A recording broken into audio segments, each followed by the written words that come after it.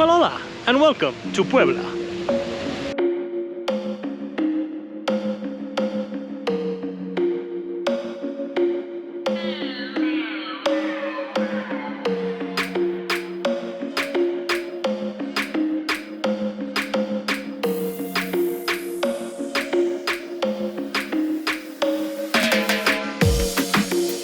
Alright, fellow travelers, welcome back to the Adventures of a Traveling Don. My name is Benjamin O, and I am here in the city of Puebla. This beautiful city marks the 6th state that I have been to here in Mexico on my way to Mexico City from Playa. And I am super excited because, number one, at a higher elevation, it is not only cooler than the rest of Mexico that I've been to so far, it's not muggy anymore. So I'm in long pants comfortably and my shirt, and I even have a nice sweater that I just recently bought for this next week where I'm here in Puebla and Mexico City. So I'm super excited. This is more my type of weather. But anyway, we are here in the City of Angels and we're gonna go explore this gorgeous city. Now, come along and let's have some fun.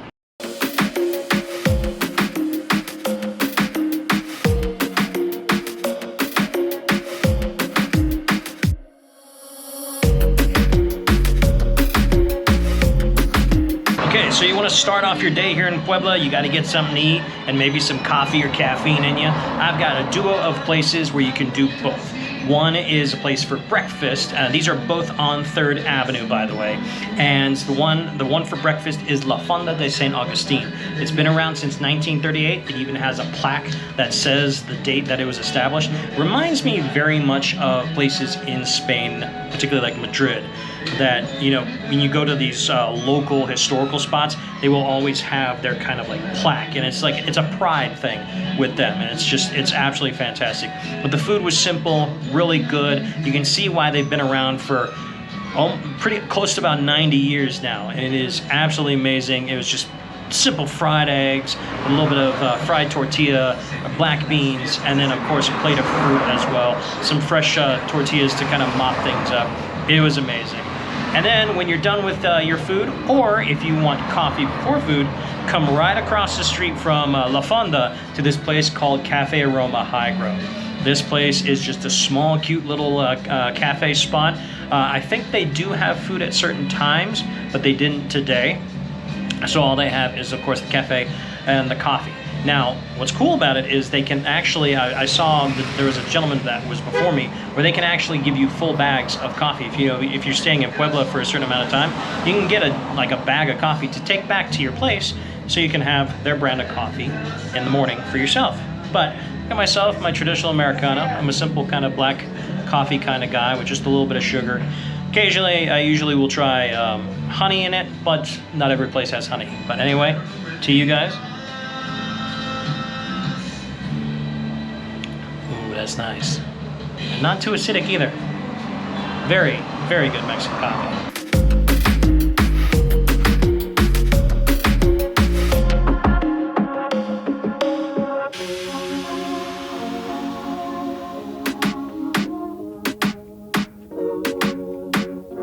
All right, so you have your coffee in you, you have your food in you. Now come on down 3rd Avenue and head down to the Zocalo here. This is the main Central Park. This is Central Square in Puebla, and it is absolutely gorgeous. Plenty of places to sit, relax, lots of shade here when it comes to the trees, but it is a gorgeously constructed park here. And right now, they've got all the Christmas stuff going on, so we're gonna come back here later to check out the Christmas lights when they're all lit up, particularly the Christmas tree. But the main attractions are, of course, all the shops, all the restaurants around here, and the main cathedral, which is what we're gonna go check out right now.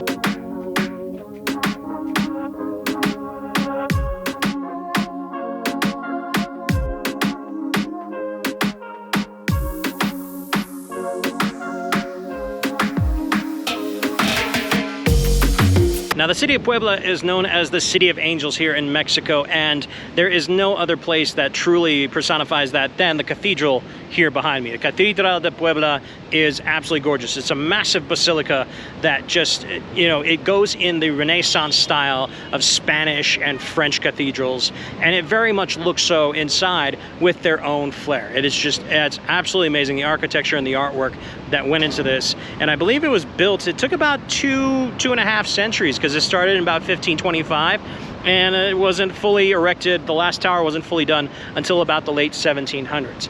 But it is an amazing cathedral. I highly recommend going in there just to check it out and just to kind of like feel the heart of religion here in Puebla and really in Mexico, because this was one of the first dioceses in Mexico and in Latin America was here in the city of Puebla, and it is just absolutely amazing. Like all the churches around here, the St. Augustine, which has this beautiful red facade to it, is fantastic.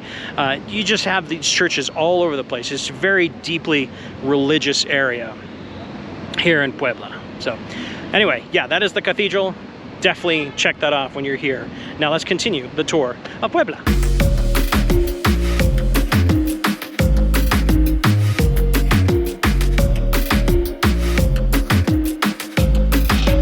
So while you're at the Zocalo, make a quick pass through the Ayuntamiento, and I think I got that right. It literally took me like 5 tries to get that. But the Ayuntamiento is just this kind of like covered galleria area. It almost reminds me of like a little mini galleria in Milan. But it's got a bunch of shops, this gallery, I think there's like an archive museum here, and then a couple of different restaurants as well. But it's covered up, and it's actually, I just like the stained glass and feel to it. It's really, really cool.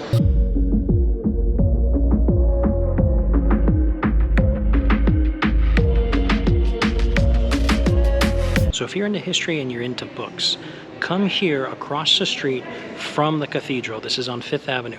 It is the Casa de la Cultural, and they have here the library, and this is the Paxofolina Library, I believe is how it's pronounced. But the Paxofolina Library was built in 1646 and is one of the oldest standing libraries in the world, and it is the oldest standing library in, as far as I'm aware, the North American continent, if not all of the Americas. And it is absolutely gorgeous. It gives me off, you know, the Trinity Library in Dublin, Ireland kind of vibes, or some of the old libraries in France, Rome. It's just got this beautiful, majestic history to it, and it's absolutely amazing. And they have a bunch of old, very rare books in there that I can't read because it's all like in Latin. But just if you're a fan of history, or if you're a fan of books in and of itself, that is well worth a visit. And it's about 42 pesos to go in. So it's about $2. So not too bad for a quick kind of like 20 minutes walk around, check it out. It's awesome.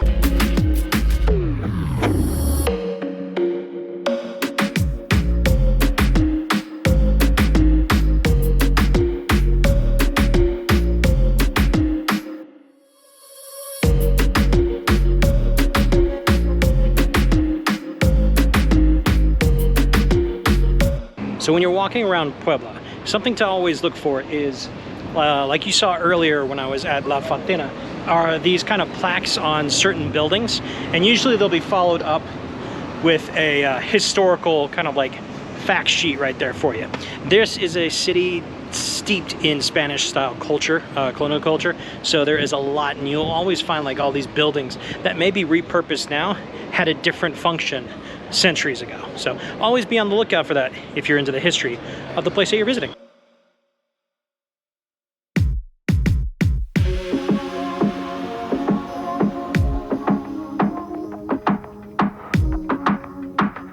One spot you do not want to miss when you are here in Puebla is coming down to Callejón de los Sopos, or the Alley of the Frogs. And this is such a cool, just like long alley that goes about 3 or 4 blocks. And it's colorful buildings. During the weekends, like today is Friday afternoon, they have antique and handcraft markets and all that stuff. It is an absolutely beautiful place, and particularly if you're into art, you're into antiques, this is a place to come. You know, the people are just out here having a great time, and it is a beautiful, beautiful spot to come to here in Puebla, just to peruse even just the local culture. But yeah, definitely if you want some beautiful handmade crafts, Alley of the Frogs, and of course the beautiful buildings give so much great color to this city. So definitely make sure you check this one out when you're in Puebla.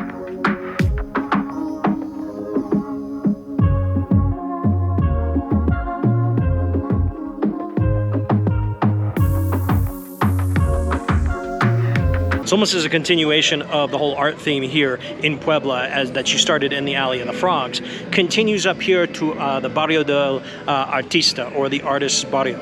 And this is like a nice little, 2-3 block neighborhood that sort of continues what starts in the Alley of the Frogs, but it goes up to the max. Like the Korean market is just this beautiful artistic market, handcraft made arts, just stall after stall of them, and it's just amazing. And then you go past that and you actually get into the meat of the barrio, where these are the old Spanish style houses that have been here for centuries, and it's just absolutely beautiful. Definitely recommend, if you're at the Alley of the Frogs, just continue going north and you'll end up into the artist. But this is almost like basically the whole, if you add the Alley of the Frogs, like the artist district of Puebla, and it is absolutely fantastic.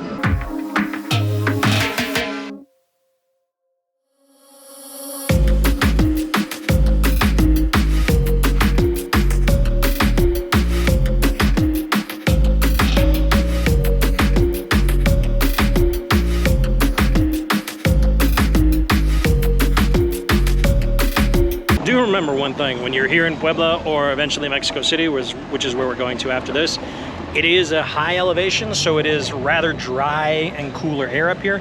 So keep yourself hydrated and get yourself a popsicle if you need to. But yeah, it does. My throat isn't sore, but it's like dry and scratchy ever since I ascended up here.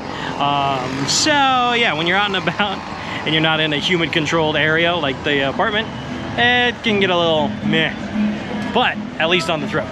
But I do love the temperature. Just give myself a little popsicle while I'm walking around,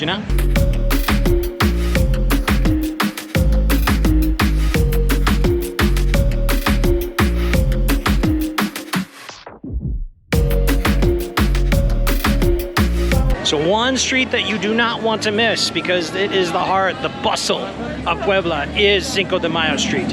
And it's touristy, it's packed consistently both day and night. Probably come back here tonight as well, because it is all lit up with all the lights. It's fantastic. But it is an amazing street to walk, just because you're in the middle of people and you just feel the energy. It's fantastic. Plus, it is named after Cinco de Mayo. Obviously, most people, in the United States, we celebrate Cinco de Mayo, and I think we have the wrong idea about it, because in Mexico, most Mexicans do not celebrate Cinco de Mayo, except as a whole here in Puebla, because here in Puebla is where the Battle of Puebla took place between the Mexicans and the French, where they defeated the French and stopped the French from colonizing Mexico after the Spanish left. And that happened here in Puebla. So that happened on Cinco de Mayo, I believe 1863, if I'm correct, 1862 or 1863. But that's why Cinco de Mayo is such a big day here in Puebla, but it's not the rest of Mexico. So, but anyway, yeah, this is Cinco de Mayo Street. You got to come down here, because it is the heart of Puebla City when it comes to just people being here. So, but yeah, this is an awesome spot.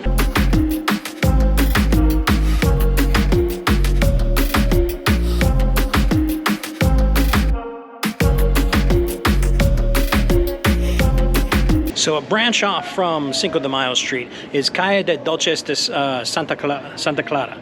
And this runs all the way from the Victoria Shopping Mall, which is really cool. I highly recommend checking out. And goes all the way down until you hit the Artist's Barrio that we were at earlier. And it's just kind of like this old historic street. Beautiful, again, another street with beautiful buildings, shops, cafes, restaurants, you name it, you got it.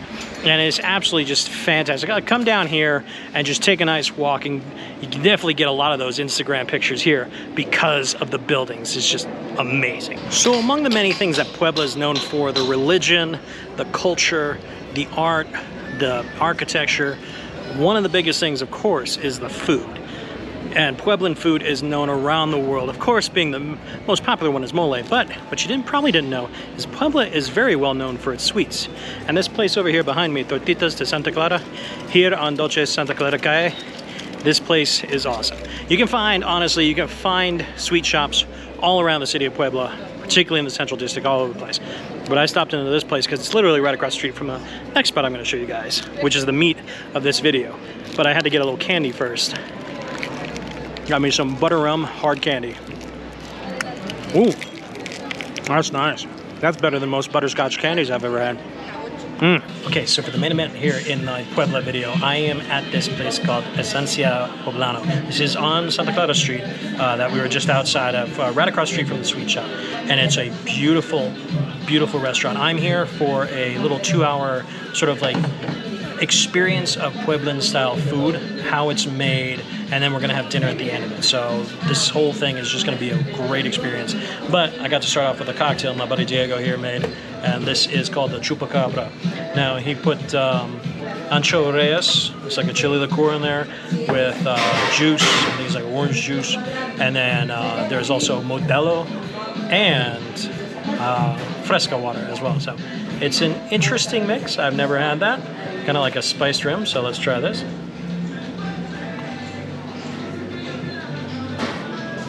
Oh, that's nice. And that spice rim is really good. It's got there's a little backburn on the end of that.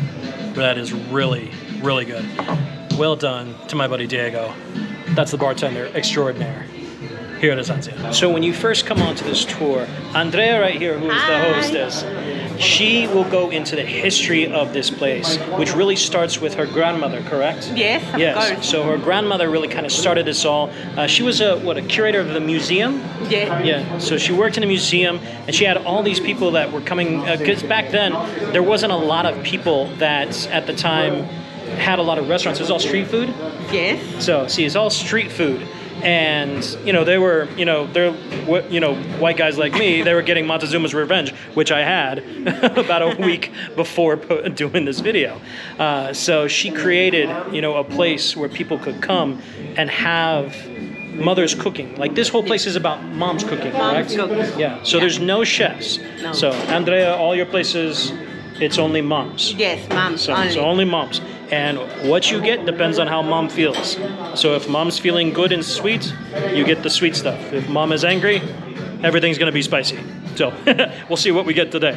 But this beautiful, beautiful restaurant here used to be an old stable. Like you can even see like the old stone archways that used to basically house horses here. And then of course, the matron of the place,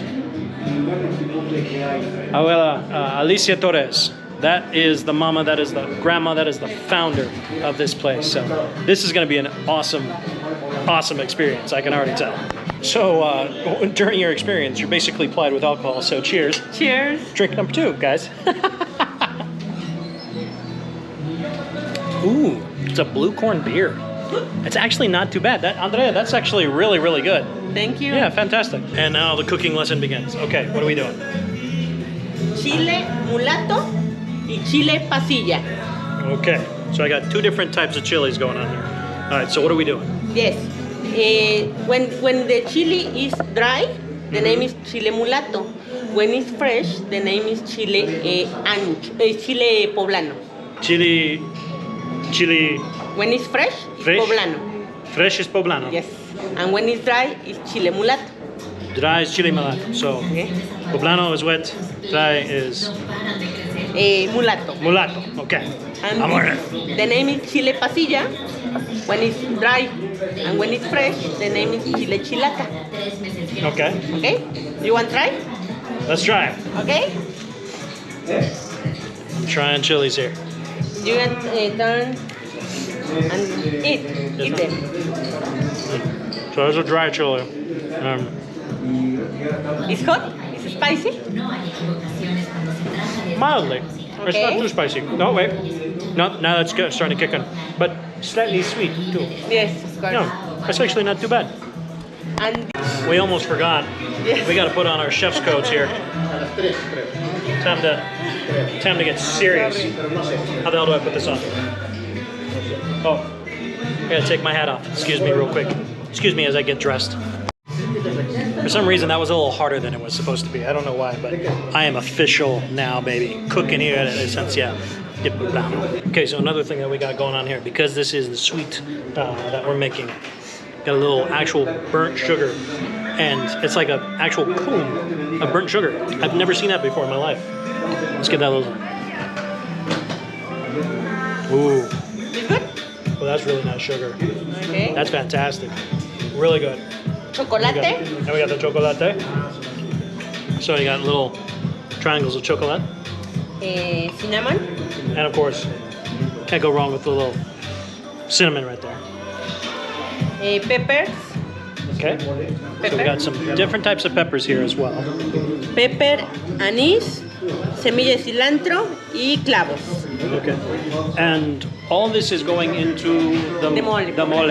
Okay, so we are making mole today, so this is exciting. Okay, so step number 1 is opening up these chiles right here. So I'm apparently nowhere near as good as Andrea here, but we're getting them open here for you guys. And you just basically kind of pound all that out of there. And what you really want is what she's got here. This is a perfect one that she did. It's just basically that, pepper skin right there. So this is exciting. Just by the way, when you, I know a lot of we have tendency to touch our eyes. Don't. Not when you have this on your fingers. Go wash your hands. But yeah. Good stuff here. So step number 2 is to take these plantains here and then slice those up, and then we fry them for about 20 minutes. So that is step number 2 when you're done with peeling open the peppers. So that's the second step. First one, the garlic is in the top.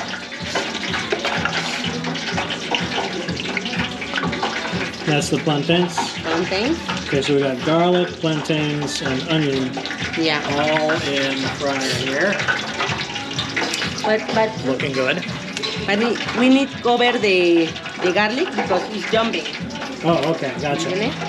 So make sure to cover your garlic, otherwise it's going to jump out, that cheeky garlic.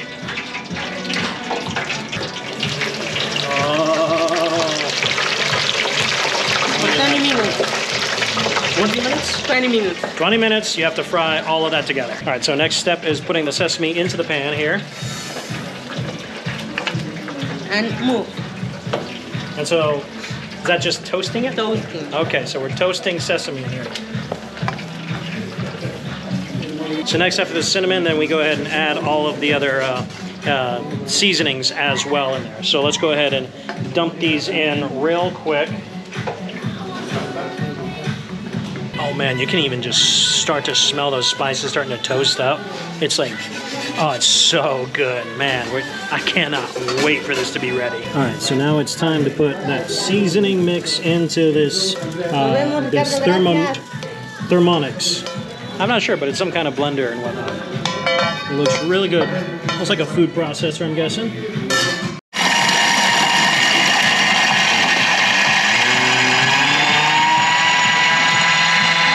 Okay, so now I'm gonna try real quick this kind of like seasoned blend that's been just blended all up together. As you can see, it's all now very powdery. Give that a little try. That's good. Andrea, that's actually really good. Yeah. Don't do too much of it, because remember, there is cinnamon there, so don't go overboard straight in. But plus you want to save some for the mole, but it's actually a really nice blend of seasoning. Okay, so now we're gonna add the water in here. So let's go ahead and get this all nice and wet. The whole thing. There we go. Ready. All right, nice and wet. So after the water, then you add the burnt sugar and then the chocolate. So let's throw these in. So for a traditional dish, it's fascinating that it's actually not too hard if you follow the instructions properly. The thing is, though, it is very time consuming when it comes to the preparation. Preparation, and that's almost with anything when it comes to cooking. Preparation takes much longer than the execution a lot of times. But boy, oh boy, this is a lot of fun right now. Okay, so the plantains, the garlic, and onions are all ready, as you can see right there, looking nice and crispy, beautiful. All right, what's next on that? Okay, so right into the pan right here. All right, and then we move on. All right, we gotta grab, of course, the raisins and the almonds and peanuts. So we're throwing all of that. You need count to 30. Two, three. Okay. Oh, so we're putting the raisins in the fry. Ready? One, two, three, 4, 5, 6. Okay, so after the raisins are done and you put those together, then you throw ahead and put the peanuts and the almonds in the fryer for, you said 3 minutes? Yeah. Andrea? So for 3 minutes. And count. Oh man, fried garlic. That just, oh, just the smell of that smells fantastic. Let's go ahead and give that a try real quick. Oh. No vampire is gonna mess with me after all this. That fried garlic is, I would just have that. That's fantastic. Oh man, that's good. So after the peanuts are done frying, then you start throwing in all of the peppers as well. So all the peppers go directly into the fryer, and that is the next step. So it's so basically it's the plantains, the garlic, the onions first. Then you do the nuts, the raisins, and then the nuts, and now the peppers. That's your order. Okay, so now it's my turn to drop in a little pepper here into the fryer. So go right into the fryer, right there. Kind of squish that down in there. And as it kind of goes, you kind of flip it. Make sure it definitely gets in there. And it's basically about 8 seconds you're counting, or until it feels kind of like crispy. So we're getting pretty close there. And take it off. And then as you can see, take it out. Look at that color on there. Look at that oil just kind of drip off. Now that looks good. Look, Mom, I'm making my own mole. And it's looking pretty damn good too. Shoot. Might be able to do this when I get back home. I just need the right ingredients. All right, so after you're done with all the peppers, then you take the little breadcrumbs that you kind of cut up earlier, and then you just put those in the fryer next for about 2 minutes. One of the reasons you also leave the bread to the last, I believe, is just because that oil now has all the flavors and everything else you just fried in there. So that now soaks into the bread itself. So this is gonna be good. And now the last part is to put in, of course, the tortillas. So we're gonna go and put those in. And Andrea, for how long? 5 minutes. 5 minutes. So the tortillas are 5 minutes. The breadcrumbs are 2. Tortillas, 5. Okay, so the tortillas are almost done. But if you want to know that the mole is coming along very well, it is all about the sound. You hear that sound right there? That crunchy stuff going all together? That's when you know the mole is correct. Okay, so the next thing is we gotta crunch up the mole. So we're just gonna go ahead and dig into all of that. Oh yeah. She said mole is therapy. I can see why. Basically beat all your frustration into the mole. Oh wait, we're making sweet mole. I gotta be sweet about it. Oh, that's a freaking workout. All right, so next up, after you've basically punched the mole into oblivion, go ahead and put that into the food processor, and we'll go from there. And while that's blending all together, then you're gonna take just a couple of spoons of that oil and put it into the traditional pot here, and just kind of get the base of the pot just nice and oiled up for when we go ahead and put the mole in. Once the oil's in there, before that mole comes in, then you also want to put in a little bit of garlic, and then of course also some onion as well. So just back off and be careful you don't burn yourself on the splash from the oil. All right, and our mole is ready, so I'm gonna go ahead and just get a little scoop of that to try. Oh. Oh my God. That's amazing. That's fantastic, Andrea. Well done. I mean, damn, that's good. And now, to finally end it, we have put the mole into the pot with the onions. All of our preparation comes down to this last part. I'm so excited, and I'm very hungry. I've only had a few little tidbits, and I've had like 3 drinks now. I need some food. Okay, so now that the mole is pretty much set, you're gonna start frying some tortillas because you wanna make enchiladas. And we're gonna make a mixture of chicken enchiladas and cheese enchiladas. Now you're gonna go with a side of rice and then of course top off with the mole. So we are almost at our goal, guys. I am super excited and super hungry. All right, so now that the enchiladas are made, we're just gonna top it off with of course the mole. So we're gonna get into that right there. Oh yeah, just throw some mole on top of all that. Let's put some on the rice as well. There we go. And now you got your mole on your enchiladas, made by Andrea, and with a little bit of help from me. And of course, you always got to finish it off with some sesame. Just call me Sesame Bay, right there. Okay, guys, the moment of truth. 2 hours into this. This is what we've been waiting for. Creating our own mole with the help of Mama Mole, Andrea. Here's the cheese one for you guys.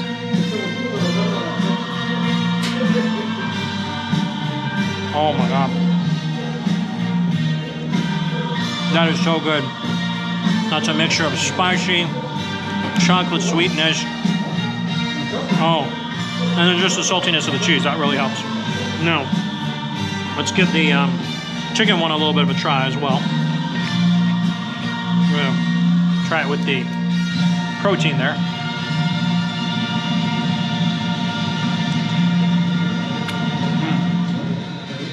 Oh.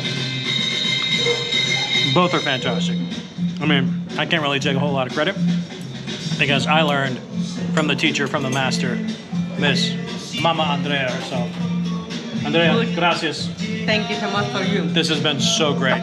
Oh my God. No, excuse me while I pig out. Maybe a little bit of a punny man and say, ole mole. That was amazing and I am full. I don't even think I could have finished all 4 of those. That was a little tough. But anyway, Andrea, gracias. Thank you so much. Everybody, say goodbye to Andrea. Check her out. I'll leave a link in the description for the Airbnb experience here. It's about $40 and it's well worth it. You're here for about 2-ish hours. You know, you get a few drinks in you. You get to, of course, not just see her and cook. She lets you, you know, experience it yourself. So, anyway, gracias, Andrea. Thank you so much. And have a wonderful evening, okay? Thank Gracias, you. Andrea. Gracias, Diego. Gracias, guys. Thank you. All right, onwards we go.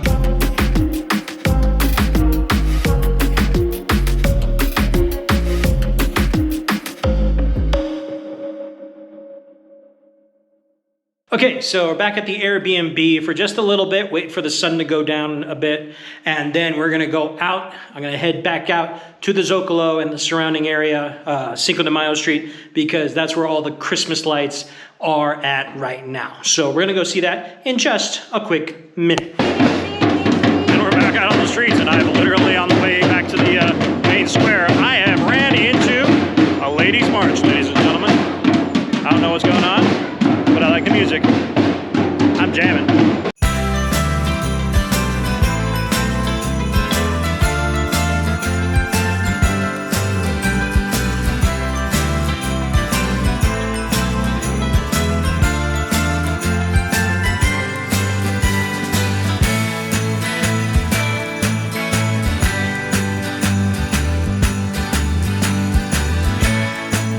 All right, and as promised, we are back at the Zocalo for the lights, both here and along Cinco de Mayo Street. So please enjoy the lights of Christmas.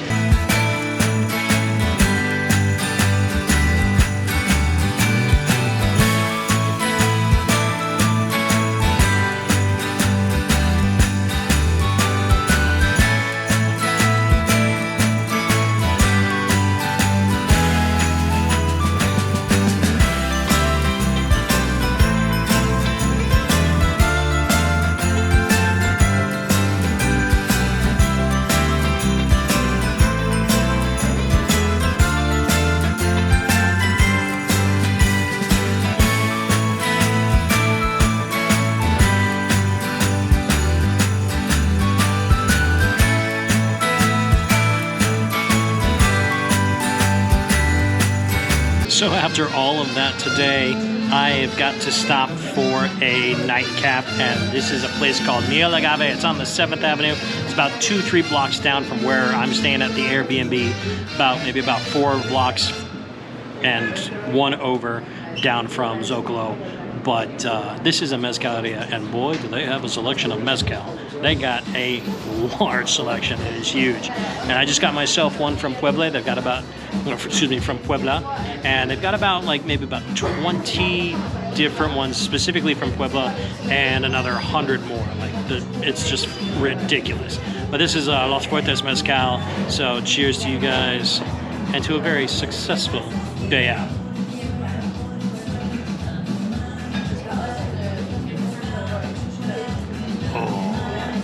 Smooth with a nice little bite. Holy crap, what a day out in Puebla this was. It was a lot of fun. I learned a lot, not just about the history, the culture, the architecture of this city, but really just the big thing was the food. Making my own mole. I made my own mole. Who gets the chance to do that without being taught by an abuela, you know, without being taught by a Mexican grandmother? It's just, it was an experience of a lifetime. It was a lot of fun. The Christmas lights at the end. I've been here for a couple of days, and every night I go down to the Zocalo just because it's gorgeous to just walk around, walk up Cinco de Mayo Street. There's just so much to see in the city. It's the 5th most populated city, so it is rather touristy and also very populated at the same time, but it is amazing, and I just had so much fun today. Now, if you have any questions about anything about that you saw here in this video, particularly with the Airbnb experience, go ahead and leave those comments down below, and I will get to those as soon as I can. Definitely help you out as much as I can. I'll also leave all the links in the description to particularly the Airbnb experience, but as many places as I possibly can. One thing I've noticed about Mexico is they may have like Facebook pages or Instagram pages. They don't necessarily have websites. So that might be why if you've watched any of my Mexico videos, sometimes I don't put places I visited like I usually do, literally because I don't have anything to go off of except maybe a Google Maps. That's basically all it is. But I hope you guys enjoyed everything. If you liked the video, give it a big old thumbs up. I really appreciate it. And of course, if you haven't subscribed already, definitely hit that subscribe button and the notification bell so you know when any of my new videos come out. Really helps me out. Also, if you want to fully support the channel, I do have a Buy Me a Coffee account at buymeacoffee.com/TravelDon. And I do appreciate the support. I love making these videos for you guys, and I have been having an absolute blast here in Mexico. Until then, guys, I will see you on the next adventure. Peace out and have a great night.